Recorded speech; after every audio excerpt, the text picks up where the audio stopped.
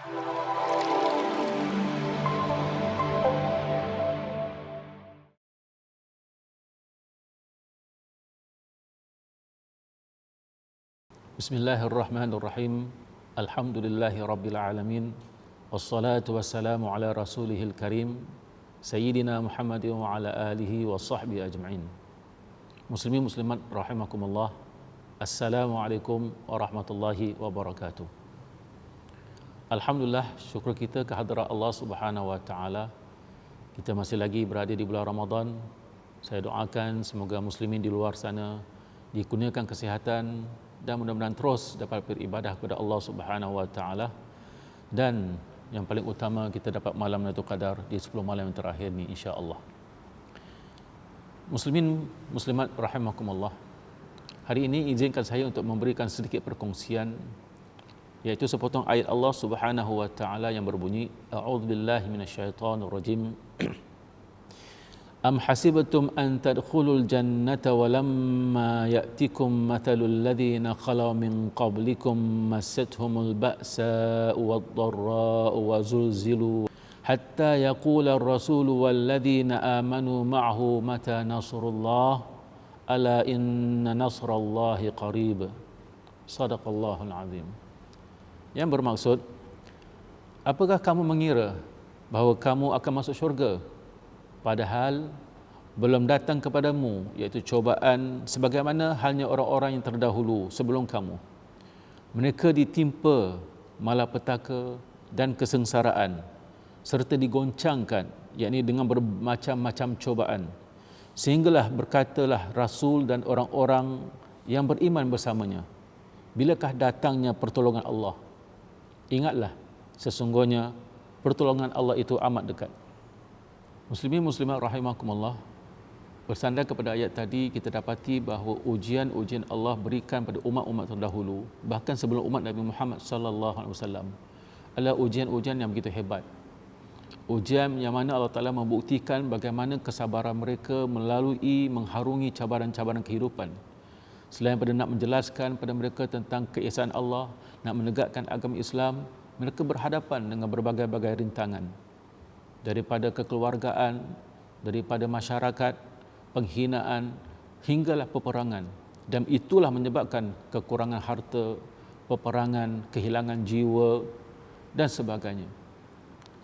Bila dilihat ayat ini, kita dapati bahawa Allah Ta'ala nak menjelaskan bahawa tidak mungkin seseorang itu akan masuk syurga tanpa melalui proses ujian-ujian yang seperti mana Allah jelaskan, iaitu umat terdahulu telah pun melalui sedemikian. Jadi seandainya pada hari ini kita melalui satu keadaan yang kita panggil sekarang ini ujian Allah yang disebut COVID-19, yang mana kita sekarang ini terpaksa berada di rumah, tak dapat keluar pun kerana hal-hal yang terpenting saja. Ini juga seperti mana dalam firman Allah Subhanahu wa taala dalam surah Ali Imran ayat 142, yang mana Allah mengatakan, Allah berfirman, am hasibtum an tadkhulul jannata walamma ya'lamillahu alladhina jahadu minkum wa ya'lamas sabirin. Yang bermaksud, apakah kamu mengira bahawa kamu akan masuk syurga padahal belum nyata bagi Allah orang-orang yang berjihad di antaramu dan belum nyata orang-orang yang sabar. Maknanya ayat ini menjelaskan, sama juga perkataannya, am hasibtum, apakah kamu sangka, an tadkhulul jannah, kamu masuk syurga, sedangkan belum nyata bahawa siapa di antara kamu yang benar-benar mujahadah, yang berjihad di jalan Allah. Dan siapa bukan sekadar berjuang kerana Allah dan mengharunginya dengan penuh positif, melaluinya dengan penuh saksama, tetapi mereka ini adalah orang-orang yang sabar mengharungi rintangan. Sabar inilah yang Allah nak lihat. Selain pada berhadapan dengan cabaran, tapi kesabaran itu adalah sesuatu yang Allah ingin lihat. Bahkan banyak ayat Quran mengatakan wabasyiris sabirin, berikanlah kabar gembira pada orang-orang yang sabar. Muslimin muslimat rahimakumullah. Ayo, ujian-ujian yang Allah berikan ini ada sesuatu untuk meningkatkan diri kita untuk dekat pada Allah Subhanahu wa taala. Jika kita diuji bukan bermakna kita dihina oleh Allah, tetapi itulah Allah nak mendidik kita, nak mengangkat kita dan nak menaikkan darjat kita.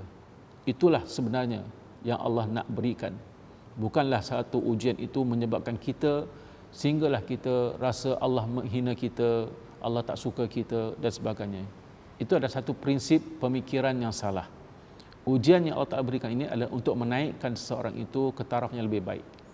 Seperti mana kita untuk masuk dalam periksa, untuk periksa dalam peperiksaan sekolah dan sebagainya, ada level-levelnya. Kalau darjah 1 level ini, lulus naik, tak lulus tunggu lagi beberapa setahun dan sebagainya.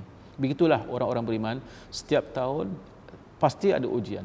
Sama ada ujian itu datang secara individu, atau ujian itu datang secara berkeluarga, atau ujian itu datang, Allah datangkan sekelompok untuk seluruh umat manusia dan sebagainya. Ini yang berlaku pada hari ini.